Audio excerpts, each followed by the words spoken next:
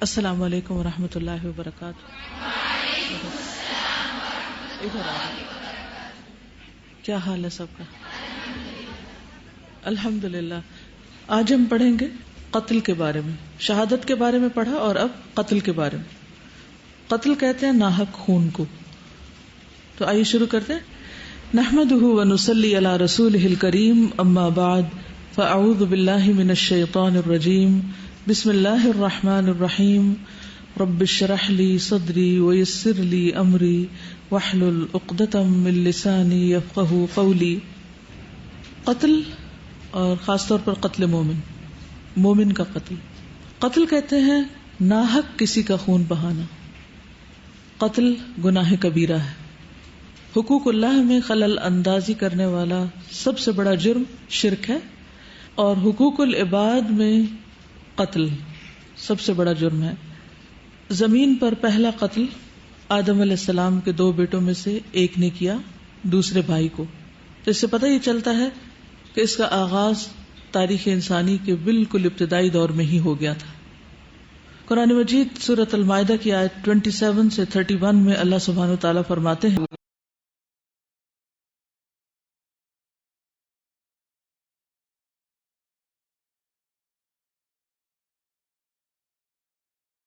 اور جس نے کسی مومن کو جان بوجھ کر قتل کیا، جانتے بوجھتے ہوئے کہ یہ غلط کام ہے، پھر بھی قتل کر ڈالا، تو اس کی سزا جہنم ہے جس میں وہ ہمیشہ رہے گا. اس پر اللہ کا غضب، غصہ ہے اور لعنت ہے، اور اللہ نے اس کے لیے بہت بڑا عذاب تیار کر رکھا ہے. یعنی اتنے واضح الفاظ میں کسی کو قتل کرنے کی سزا بتا دی گئی. کیا یہ بات سمجھنا کسی کے لیے بھی مشکل ہے؟ اس میں کوئی ایمبیگوٹی ہے؟ کچھ بھی نہیں، بالکل واضح بات ہے.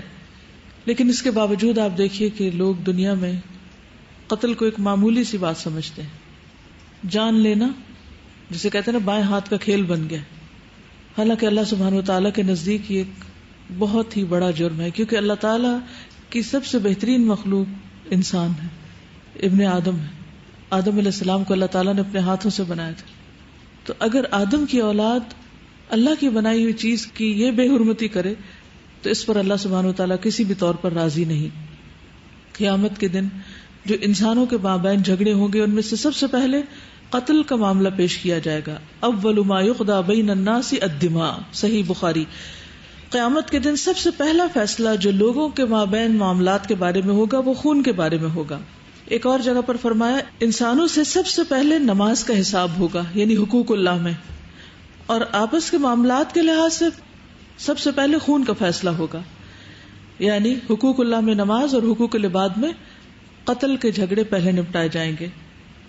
رسول اللہ صلی اللہ علیہ وسلم نے فرمایا 6 چیزوں سے پہلے عمل کر لو: بے وقوفوں کی حکومت، پولیس والوں کی کثرت، قطع رحمی جب رشتے کاٹ دیے جائیں گے، فیصلوں کی خرید و فروخت یعنی بہت بزنس بڑھ جائیں گے، قتل کو معمولی سمجھنا، نوجوان لڑکوں کا آنا جو قرآن کو گا گا کر پڑھیں گے. وہ ایسے آدمی کو امام بنائیں گے جو نہ فقیہ ہوگا نہ عالم ہوگا، وجہ صرف یہ ہوگی کہ وہ انہیں گا گا کر قرآن سنائے گا. یعنی لوگ صرف آوازوں کے پیچھے جائیں گے، جبکہ ایسے لوگوں کے پاس کوئی علم، کوئی سمجھ، کوئی تقوی، اخلاق اور اخلاص کچھ بھی نہیں ہوگا. یہ سلسلہ صحیح کی حدیث ہے. تو آپ نے خبردار کیا کہ جب دنیا میں یہ فتنے عام ہو جائیں تو تم اس سے پہلے اچھے عمل کر لو، کیونکہ ان چیزوں کی موجودگی میں انسان بعض اوقات جب اپنے ماحول میں یہ سب کچھ دیکھتا ہے تو وہ بھی اسی طرح ہی سوچنے لگتا ہے. روز اخبار پڑھتے ہیں، دن دہاڑے قتل کی وارداتیں اور اس طرح کی باتیں پڑھتے پڑھتے اتنے امیون ہو چکے ہیں ان چیزوں سے کہ کوئی بڑی بات ہی نہیں لگتی، کسی کو دل پہ کوئی تکلیف بھی نہیں گزرتی، کوئی اس کو کوئی بری بات بھی نہیں سمجھتا، بس ایک خبر کے طور پر پڑھ کر آگے گزر جاتے. تو آپ صلی اللہ علیہ وسلم نے یہ بات اپنے صحابہ کو فرمائی تھی. اب آپ دیکھیے کہ ہم تو بہت بعد کے دور کے لوگ ہیں، اب یہ سب کچھ تو ہم اپنی آنکھوں سے دیکھ رہے ہیں کہ یہ ہو رہا ہے، لیکن ہر شخص اپنے عمل کا ذمہ دار ہے. ہمیں خود عمل کرنا ہے. لوگ جو بھی کچھ کریں، معاشرہ جو بھی کچھ کرے، ہم پر کس کی ذمہ داری؟ ہماری اپنی ذات کی. ہم اپنے رسپانسبل ہیں. اس لیے ان سارے فتنوں میں ہونے کے باوجود انسان اپنے لیے خود ایک صحیح راہ متعین کرے اور اس پر چلتا رہے. ابو موسیٰ سے روایت ہے نبی صلی اللہ علیہ وسلم نے فرمایا قیامت سے پہلے حرج واقع ہوگا. پوچھا گیا وہ کیا ہے, حرج سے کیا مراد ہے؟ نبی صلی اللہ علیہ وسلم نے فرمایا قتل. لوگوں نے پوچھا اس تعداد سے بھی زیادہ جتنے ہم قتل کر دیتے ہیں؟ یعنی جیسے دور جاہلیت میں بہت زیادہ جنگیں ہوتی تھی نا, ہم تو ہر سال 70,000 سے زیادہ لوگ قتل کر دیتے تھے. یعنی یہ نہیں کہ نبی صلی اللہ علیہ وسلم کے زمانے میں آپ نے جتنی بھی جنگیں کی ان میں انگلیوں پہ تعداد گنی جا سکتی جو ٹوٹل لوگ مارے گئے. تو یہ دور جاہلیت کی بات ہو رہی ہے کہ ہم تو ہزاروں ایک سال میں قتل کر دیتے تھے, تو اس سے بھی زیادہ قتل ہوں گے. آپ نے فرمایا اس سے مراد مشرکین کو قتل کرنا نہیں بلکہ ایک دوسرے کو قتل کرنا مراد ہے. یعنی اتنی کلنگ ہوگی کہ مسلمان کو مارے گا. لوگوں نے پوچھا کہ اس موقع پر ہماری عقلیں ہمارے ساتھ ہوں گی, ہم عقل مند ہوں گے؟ نبی کریم نے فرمایا اس زمانے کے لوگوں کی عقلیں چھینی جائیں گی, عقل ماری جائے گی, اور ایسے بے وقوف لوگ رہ جائیں گے جو یہ سمجھیں گے کہ وہ کسی دین پر قائم ہیں, حالانکہ وہ کسی دین پر نہیں ہوں گے. وہ سمجھیں گے ہم بڑے دیندار ہیں اور دین کے نام پہ یہ سب کچھ کر رہے ہوں گے, حالانکہ وہ دین پر نہیں ہوں گے. ابو موسیٰ کہتے ہیں کہ اس ذات کی قسم جس کے ہاتھ میں میری جان ہے, اگر وہ زمانہ آ گیا, میرے ہوتے ہوئے ایسے لوگ آ گئے, تو میں اپنے اور تمہارے لیے اس سے نکلنے کا کوئی راستہ نہیں پاتا الا یہ کہ ہم اس سے اسی طرح نکل جائیں جیسے داخل ہوئے تھے, یعنی کسی کے قتل یا مال میں ملوث نہ ہوں, یعنی اپنے آپ کو بچا کے رکھیں, کسی کے قتل اور مال میں ملوث نہ ہو, یعنی کسی کے مال کو بھی چرانا یا اس کو ظلم سے ضائع کرنا یا اس قسم کی کوئی بھی حرکت نہ کریں. تو اس حدیث سے کیا پتہ چلتا ہے؟ نبی صلی اللہ علیہ وسلم نے پہلے ہی اللہ کے دیے ہوئے علم کے مطابق پہلے سے ہی خبردار کر دیا تھا کہ یہ سب کچھ ہوگا. اور سب سے بڑی حماقت کیا ہے, سب سے بڑی ناسمجھی کیا ہے کہ انسان کو اتنی بھی نہیں سمجھ کہ وہ دین میں ہے یا نہیں. آج بہت سارے لوگ نماز نہیں پڑھتے اور وہ کیا سمجھتے ہیں وہ دین میں ہے. الدین والنصیحہ, دین تو خیر خواہی کا نام ہے. بہت سے لوگ کسی کے لیے بھی خیر خواہ نہیں اور پھر بھی کیا سمجھتے ہیں کہ وہ دین میں ہے. تو ہم سب کو بھی اپنے دین کا اچھی طرح حساب لینا چاہیے کہ واقعی ہم بھی دین میں ہیں, دین والے ہیں. تو قتل کرنا جو ہے یہ ایک کبیرہ گناہ ہے, اور اسی لیے مومن کی جان کی حرمت کے بارے میں نبی صلی اللہ علیہ وسلم نے بہت تاکید سے کچھ باتیں بیان فرمائی ہیں. ابن عباس سے روایت ہے کہ رسول اللہ صلی اللہ علیہ وسلم نے کعبہ کی طرف دیکھا اور فرمایا تجھے مرحبا ہو, تو کتنا عظیم ہے, تیری حرمت کتنی عظیم ہے, لیکن ایک مومن کی حرمت اللہ کے ہاں تیری حرمت سے زیادہ ہے. یعنی ہم سب کعبہ کا احترام کرتے ہیں نا, اس کی رسپیکٹ کرتے ہیں, لیکن نبی صلی اللہ علیہ وسلم نے کیا فرمایا, مومن کی حرمت کعبہ کی حرمت سے بھی زیادہ ہے. تو ہمیں ایک دوسرے کے ساتھ کیسے پیش آنا چاہیے؟ احترام کے ساتھ. چھوٹی چھوٹی باتوں پہ ناراض ہو جانا اور شاؤٹ کرنا, ایک دوسرے کو بلیم کرنا اور ایک دوسرے کی بیک بائٹنگ کرنا. امام بخاری نے کیا کہا تھا اپنے بارے میں, جب سے میں نے سنا کہ غیبت حرام ہے میں نے کسی کی غیبت نہیں کی. ہاں جس وقت جتنے مسلمان زندہ ان میں سے کوئی ایک بھی یہ کہہ سکتا ہے, اور خاص طور پر جن کو پتہ بھی ہے اور اس کے باوجود وہ اتنے بزدل ہیں کہ سامنے کسی کی غلطی اس کو نہیں بتا سکتے, پیچھے سے جڑیں کاٹتے ہیں. اور ہر شخص یہی سمجھتا ہے کہ وہ دوسرے کی برائیاں کر کے اپنے نمبر بڑھا رہا ہے. عام طور پر غیبت کی ضرورت کیوں پیش آتی؟ مثلا آپ کسی سے کچھ کہنا چاہتے ہو, آپ کی بات نہیں سن رہا, تو آپ کہتے ہیں چھوڑو, کیا محنت کرنی کہ اب اس کو ادھر سے نہیں تو ادھر سے سناؤ یا کوئی اور مسئلے کا حل تلاش کرو, بہتر ہے چل کے کسی سے شکایت لگاؤ. کیونکہ ہم کوئی بھی تکلیف نہیں اٹھانا چاہتے. ابھی ہم بات کر رہے تھے نا دل جیتنے والی, تو جب آپ کسی کا دل جیت لیتے ہیں تو پھر تو کوئی کام کروانا مشکل رہتا ہی نہیں. چھوٹے چھوٹے بچوں کی بھی اگر آپ دل جیت لیں ان سے بڑے بڑے کام لے سکتے ہیں آپ, لیکن اگر آپ ان کا دل جیتنا نہیں جانتے تو وہ چھوٹی سی بات بھی آپ کی نہیں مانیں گے. لیکن یہ راز ہمیں نہیں معلوم. اور کیا کسی کے ساتھ بدتمیزی سے پیش آ کر اس کی بے عزتی کر کے ہم اس کا دل جیت سکتے ہیں؟ یا اس کے ساتھ خیانت کر کے یا غداری کر کے یا دھوکہ دے کے دل جیت سکتے ہیں؟ نہیں. تو بعض اوقات مشکل دوسرے میں نہیں ہوتی, مشکل ہمارے اپنے اندر ہوتی ہے کہ ہمیں مسئلہ حل نہیں کرنا آتا ہوتا اور ہم صرف غیبتوں کا سہارا لیتے ہیں. تو نبی صلی اللہ علیہ وسلم نے فرمایا کعبے کو دیکھ کر کہ اللہ نے تیری ایک چیز حرام کی اور مومن کی 3 چیزیں حرام کی, اس کا خون, اس کا مال, اور تیسرا یہ کہ اس کے بارے میں برا گمان کیا جائے. غیبت کی بھی ایک وجہ یہی ہے کہ انسان پہلے دوسرے کے بارے میں برا سوچتا ہے پھر برائی بیان کرتا ہے. اسی طرح عرفہ کے دن آپ صلی اللہ علیہ وسلم نے 1,00,000 سے زیادہ مومنوں کو, مسلمز کو خطاب کرتے ہوئے فرمایا لوگوں یہ کون سا دن ہے؟ لوگوں نے عرض کیا حرمت والا دن. پھر پوچھا کون سا شہر ہے؟ عرض کیا گیا حرمت والا شہر. پوچھا گیا کون سا مہینہ ہے؟ عرض کیا گیا حرمت والا مہینہ. اس پر آپ نے تاریخی جملہ ارشاد فرمایا. کیا تھا وہ؟ تمہارا خون، تمہارے مال اور تمہاری عزتیں تم پر آپس میں اسی طرح حرام ہیں جیسے اس دن کی حرمت تمہارے اس شہر کی حدود میں اس مقدس مہینے کے اندر. یعنی حج کا مہینہ مقدس مہینہ ہے نا، تو اس مقدس مہینے میں مقدس جگہ پر اور مقدس دن، اس سے بھی زیادہ ہے مومن کی حرمت. کیا ہم اتنا احترام دیتے ہیں کسی کو؟ ہمیں ایک دوسرے کو احترام دینا آتا ہے؟ جب ہم کسی کا احترام کرتے ہیں تو کیا ہم اس کے اوپر کوئی احسان کر رہے ہوتے ہیں؟ ہاں، کیا اس پر احسان کر رہے ہوتے ہیں؟ کیا کر رہے ہوتے ہیں؟ کس پر احسان ہوتا ہے ہمارا؟ خود اپنی جان پر، کیونکہ ہمارے لیے معاملے آسان ہو جاتے ہیں. رسول اللہ صلی اللہ علیہ وسلم نے فرمایا جو بندہ بھی اس حال میں اللہ سے ملاقات کرے کہ اللہ کے ساتھ کسی کو شریک نہ ٹھہرائے اور اپنے ہاتھوں کو کسی کے خون سے رنگین نہ کیے ہوئے ہو، اسے اجازت ہوگی کہ جنت کے جس دروازے سے چاہے داخل ہو جائے. یعنی اس کی زندگی میں اخلاص ہو اور اخلاص کے ساتھ سارے عمل کرے اور کسی کے خون سے اپنا ہاتھ رنگین نہ کرے، کسی پر ظلم نہ کرے. اگر حال یہ ہے تو کیا مسجدوں میں قتل و غارت کی جا سکتی؟ مسجدیں کس کام کے لیے بنی؟ اللہ کی عبادت کے لیے. پھر اسی طرح آپ دیکھیے کہ بعض اوقات غیرت کے نام پہ قتل ہوتے ہیں. تو کیا کسی بھی معاملے کو اپنے ہاتھ میں لے کر، قانون کو اپنے ہاتھ میں لے کے لوگوں کو مار داڑ شروع کر دینی چاہیے؟ مثلا آپ کو کسی کے خلاف غصہ ہے، کسی نے آپ کے ساتھ زیادتی کی ہے، کسی نے آپ کا مال چھینا ہے، کیا ہونا چاہیے؟ عدالت تک معاملہ لے جایا جائے گا. اب آپ کے عدالتیں تو سالوں میں فیصلہ نہیں کرتی، تو پھر ہم کیا کریں؟ پھر صبر کریں، لیکن کسی کو قتل نہ کریں، کیونکہ پھر بھی نہیں معلوم، اس میں بھی کوئی ایسی وجہ ہو سکتی ہے دوسرے کے مال چھیننے یا کوئی اور غلط کام کرنے میں کہ جو بظاہر آپ کو سمجھ نہ آ رہی. تو جب ایک چیز عدالت میں لے جائی جاتی تو انصاف کے تقاضے پورے کر کے پھر حد جاری کی جاتی. ہر ایک کو حد جاری کرنے کی اجازت نہیں ہے. تو جلد بازی میں عام طور پر قتل ہوتے ہیں، تو جلد بازی بھی منع ہے. ہمارے ملک میں جو اور مسلمان امت میں ایک بڑے پیمانے پر قتل و غارت ہو رہی ہے، اس کی بنیادی وجہ کیا ہے؟ لا علمی، قرآن سے دوری، اور اگر علم ہے بھی تو خشیت نہیں ہے، بے صبری، جلد بازی، قانون کو اپنے ہاتھ میں لینا، گروہ بندی، حسد، مال کی حرص، بہت ساری وجوہات ہیں. وجوہات تو اپنی جگہ ہیں، لیکن اگر قتل کی سنگینی کا علم ہو جائے کہ یہ کتنا بڑا جرم ہے اور اس علم کو لوگوں تک پہنچایا جائے اور انہیں اللہ سے ڈرایا جائے تو شاید اس ظلم میں کچھ کمی ہو جائے. حدیث میں آتا ہے اللہ کے رسول صلی اللہ علیہ وسلم نے مومنوں کو خبردار کرتے ہوئے فرمایا 7 قسم کے تباہ کن گناہوں سے دور رہو.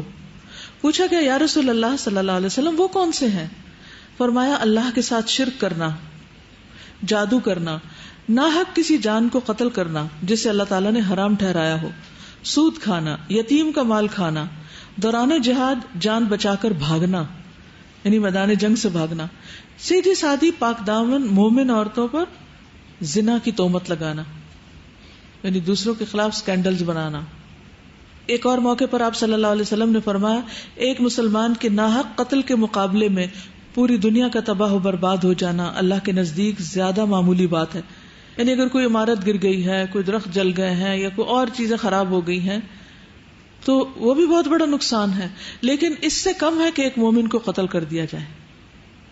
پوری دنیا کا زوال ایک طرف اور ایک مومن کی جان لینا دوسری طرف، تو یہ زیادہ بڑا جرم ہے اور اللہ تعالیٰ کے نزدیک زیادہ سخت بات ہے. رسول اللہ صلی اللہ علیہ وسلم نے فرمایا اس ذات کی قسم جس کے ہاتھ میں میری جان ہے، مومن کا قتل کرنا اللہ کے نزدیک تمام دنیا کے تباہ ہونے سے زیادہ بڑی بات ہے. ایسے لوگ جو قتل کرتے ہیں اللہ کے ہاں نہایت ناپسندیدہ لوگ ہیں، مبغوض ہیں. ابن عباس کہتے ہیں نبی صلی اللہ علیہ وسلم نے فرمایا لوگوں میں سب سے زیادہ مبغوض اللہ کے ہاں 3 شخص ہیں.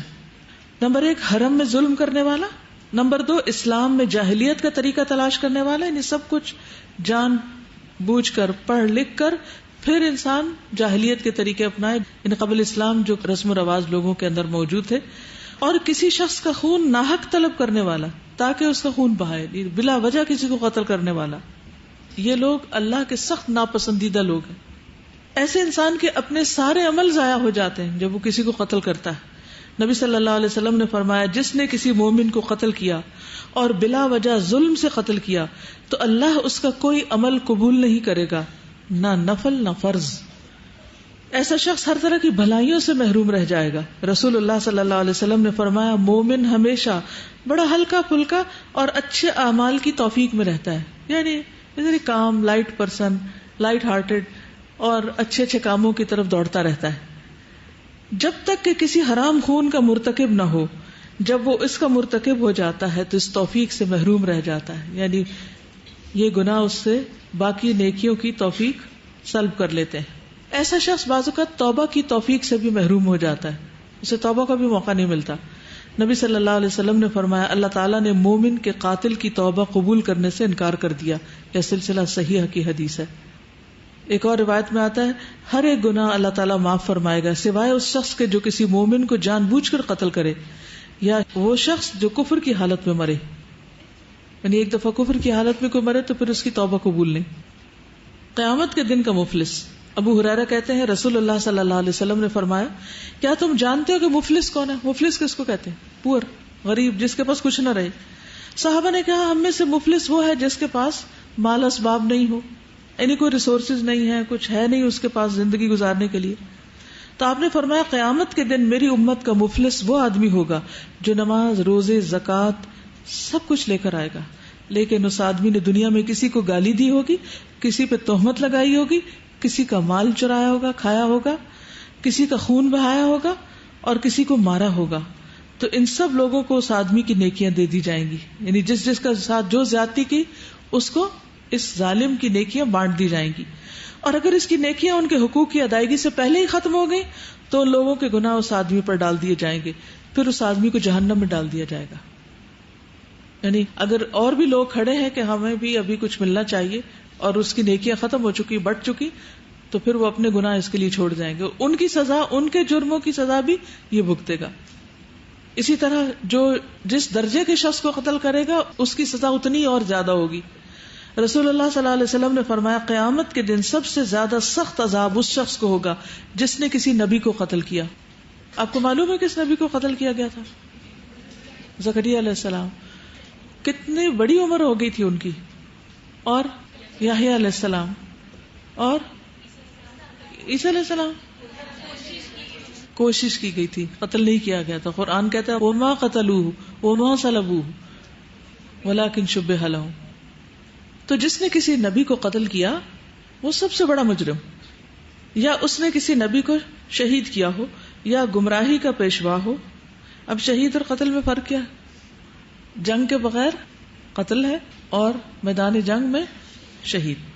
یا گمراہی کا پیشوا ہو یا لاشوں کا مثلا کرنے والا ہو، یعنی مارنے کے بعد ناک کان وغیرہ کاٹ دے.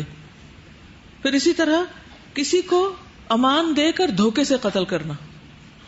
نبی صلی اللہ علیہ وسلم نے فرمایا جو شخص کسی کو جان کی امان دے پھر اس کو مار ڈالے تو قیامت کے دن اس کو عہد شکنی کا جھنڈا دیا جائے گا کہ یہ وعدہ توڑنے والا تھا، دھوکے باز شخص ہے. پھر بے جا خون جنت کے دروازے پر رکاوٹ بن جائے گا، آگے جنت میں داخل نہیں ہونے دے گا. یعنی ایک شخص بہت ہی پائس ہے، ساری زندگی اس نے اچھے کام کیے ہیں، لیکن کسی ایک کو قتل کر دیا تو وہ مقتول جو وہ جنت کے دروازے پہ بیٹھ جائے گا، اندر نہیں جانے دے گا.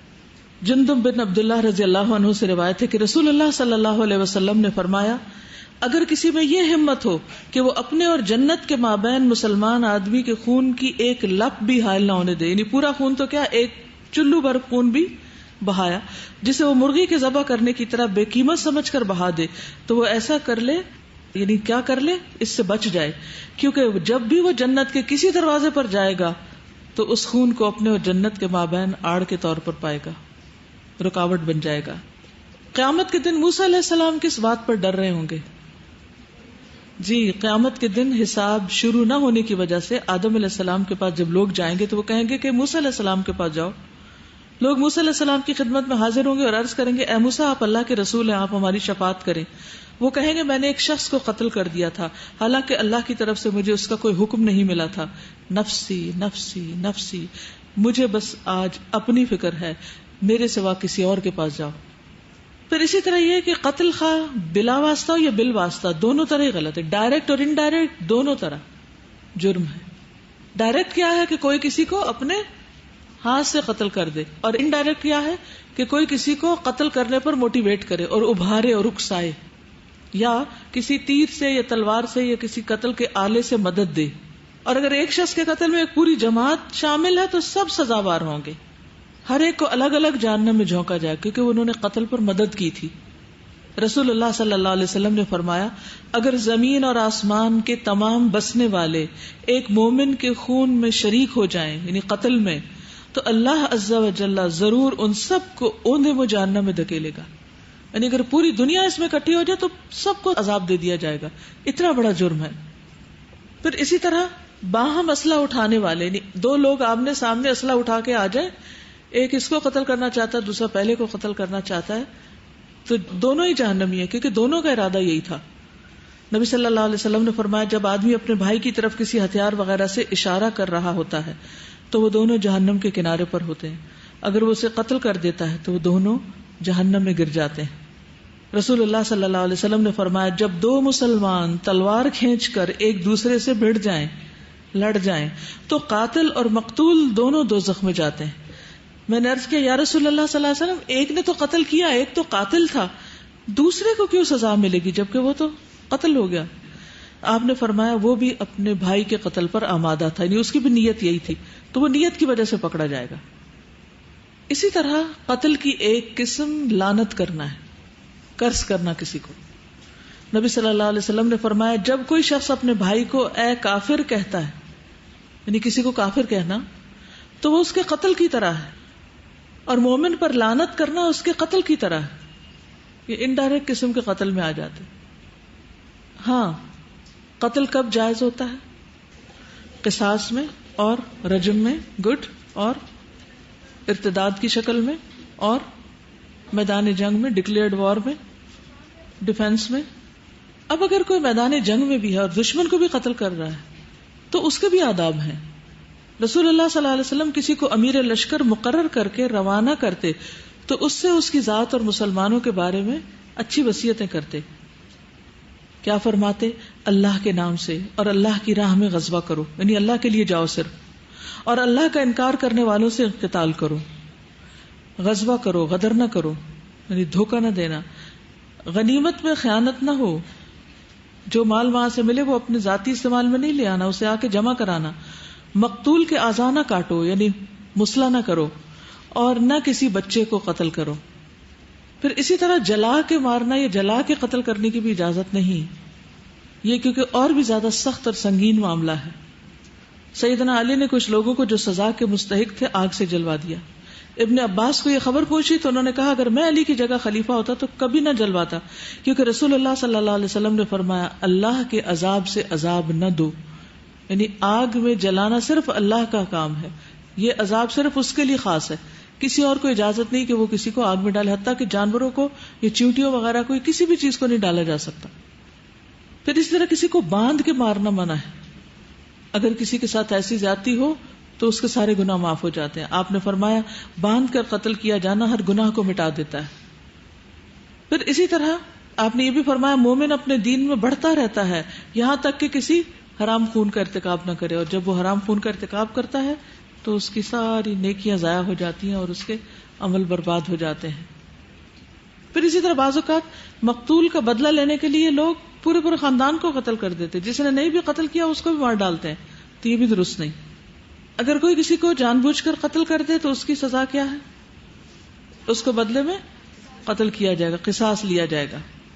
اور اگر کوئی بھولے سے قتل کر بیٹھے تو کفارہ ہوگا، خون بہا ادا کرنا ہوگا. اللہ تعالیٰ فرماتے ہیں کسی مومن کو دوسرے مومن کا قتل کر دینا زیبا نہیں مگر غلطی سے ہو جائے، تو جو شخص کسی مسلمان کو بلا ارادہ مار ڈالے اس پر ایک مسلمان غلام کی گردن آزاد کرنا اور مقتول کے عزیزوں کو خون بہا دینا ہے، یعنی اس کی بلڈ منی پے کرے گا، اللہ یہ کہ بطور صدقہ وہ معاف کر دیں. اور اگر مقتول تمہاری دشمن قوم کا ہو اور ہو بھی مسلمان تو صرف ایک مومن غلام کی گردن آزاد کرنا لازم ہے. اگر مقتول اس قوم سے ہو کہ تم میں اور ان میں عہد و پیمان ہے تو خون بہا لازم ہے. جو اس کے کنبے والوں کو پہنچایا جائے گا، اور ایک مسلمان غلام کا آزاد کرنا بھی ضروری ہے. پھر جو نہ کر پائے اس کے ذمے 2 مہینے کے لگاتار روزے کنٹینیوس، اور اگر ایک روزہ چھوٹ جائے پھر شروع سے اللہ تعالیٰ سے بخشوانے کے لیے. یعنی اگر کوئی توبہ کرنا چاہتا ہے اس کے بعد، اور یہ کس کی سزا ہے؟ جس سے غلطی سے ہو گیا. مثلا کوئی شخص پسٹل صاف کر رہا تھا اور اس کا کوئی ارادہ نہیں تھا کسی کو مارنے کا، لیکن اچانک اس کا ہاتھ دب گیا اور گولی کسی پاس بیٹھے ہوئے شخص کو جا لگی اور وہ مر گیا. اس غلطی کی یہ سزا ہے. تو جو شخص جان بوجھ کر مار ڈالے پھر اس کے لیے کیا ہے؟ اور اللہ تعالیٰ بخوبی جاننے والا اور بڑا حکمت کرنے والا ہے. تو اگر کوئی واقعی سچے دل سے پھر توبہ کرنا چاہے تو بہرحال توبہ کا دروازہ کھلا ہے. ہاں، جو شخص اپنی غلطی کو جسٹیفائی کرے، تو جیسے پیچھے بھی گزر چکا نا کہ اس کی توبہ قبول نہیں ہوگی، یعنی اس کے اندر گلٹ بھی آیا اور پھر کہ نہیں میں نے تو اس وجہ سے قتل کیا، تو ایسا شخص جو سچا نہیں اپنی توبہ میں، اس کی توبہ بھی قبول نہیں. لیکن اگر کوئی سچا ہے تو اس کے لیے وہ واقعہ یاد کیجیے جس میں ایک شخص نے 99 قتل کیے تھے، 99 کا قاتل. جب اس کو سچے دل سے توبہ کا احساس ہو گیا تو پھر اللہ سبحانہ و تعالیٰ نے اس کو بخش بھی دیا، کیونکہ اسے کہا گیا تھا کہ تم اس جگہ کو چھوڑ دو جہاں تم یہ غلط کام کر رہے ہو. تب جب اس نے جگہ تبدیل کی اور وہ بھی راستے میں تھا، ہجرت کر رہا تھا، کیونکہ ہجرت جو ہے اس کا کیا ثواب ہے؟ الہجرت تہدم ما قبلہ. تو وہ ہجرت کر کے جا رہا تھا اپنے علاقے سے، اور یہ آسان نہیں ہوتا. تو ابھی راستے میں تھا کہ اس کی موت کے فرشتے آ گئے. تو بہرحال جو نیک لوگوں کی جان لینے والے فرشتے، پھر انہوں نے جان لی، اللہ سبحانہ وتعالیٰ نے اس کو معاف کر دیا. حقیقت یہ ہے کہ مومن کا قتل ایک بہت بڑا جرم ہے. عموماً لوگ وقتی فائدے اور دنیاوی اغراض کی وجہ سے، دنیاوی چیزوں کی محبت میں بعض اوقات مال اور بعض اوقات عورت کے لیے قتل کر دیتے ہیں. حالانکہ انسان کو سب سے زیادہ اپنی عاقبت کی فکر ہونی چاہیے. اگر اس کے پاس ڈھیروں مال بھی، اگر کسی کو قتل کر کے وہ مال لے بھی رہا ہے، مثلاً اگر وہ کسی کا وارث ہے اور وارث مار نہیں رہا تو کہتا مار کے میں جلدی وارث بن جاؤں، تو مقتول کے لیے تو وراثت ہی نہیں. پھر قتل کا جرم ایسا نہیں ہے کہ جو آسانی سے چھپ جائے، وہ ظاہر ہو ہی جاتا ہے. تو پھر جان بھی گئی اور مال بھی گیا، اور آخرت میں سخت سزا کا بھی مستحق ٹھہرا انسان. تو اس لیے بہت ضروری ہے کہ ہم اپنے لیے تو ہے ہی علم، لیکن اپنے متعلقین کو بھی اس کے بارے میں اویئر کریں، اور اس بارے میں آئیڈیا سوچ کر آئیں کہ ہم ماسز کو کیسے ایجوکیٹ کر سکتے ہیں، اس معاملے میں لوگوں کو کیسے خبردار کریں کہ وہ اس سے باز آئیں. مثلا تیز گاڑی چلانا اور اس کے نتیجے میں حادثات کا ہونا، یہ کس قتل میں آتا ہے؟ قتل خطا میں آتا ہے. اگرچہ اس کا ارادہ نہیں تھا، لیکن اس کا جو ایکشن تھا وہ کیا تھا؟ غیر محتاط. ایکسیڈنٹس میں لوگ فوت ہوتے. ابھی ریسنٹلی آپ کی جو تعلیم القرآن 4 کی جو کلاس ٹیچر ہیں، ان کی والدہ کا اسی طرح روڈ ایکسیڈنٹ ہوا ہے. آپ سب ان کے لیے دعا بھی کیجیے. اور حقیقت یہ ہے کہ مومن کی ساری زندگی احتیاط کی زندگی ہوتی ہے. جان بوجھ کے قتل تو دور کی بات، بے احتیاطی میں اور غیر ذمہ داری سے بھی قتل ایک بہت بڑا حادثہ ہے، ایک بہت تکلیف دہ صورت ہے. اس سے بچنا چاہیے. ایک اور صورت ہے قتل کی، اور وہ ہے عورتوں سے متعلق. وہ کیا ہے؟ ابارشن کرانا. اس کے بارے میں انشاءاللہ ہم آگے بات کریں گے کہ وہ کیسا جرم ہے. اوکے. السلام علیکم ورحمۃ اللہ وبرکاتہ. سبحانک اللہم وبحمدک، اشہد ان لا الہ الا انت، استغفرک واتوب الیک.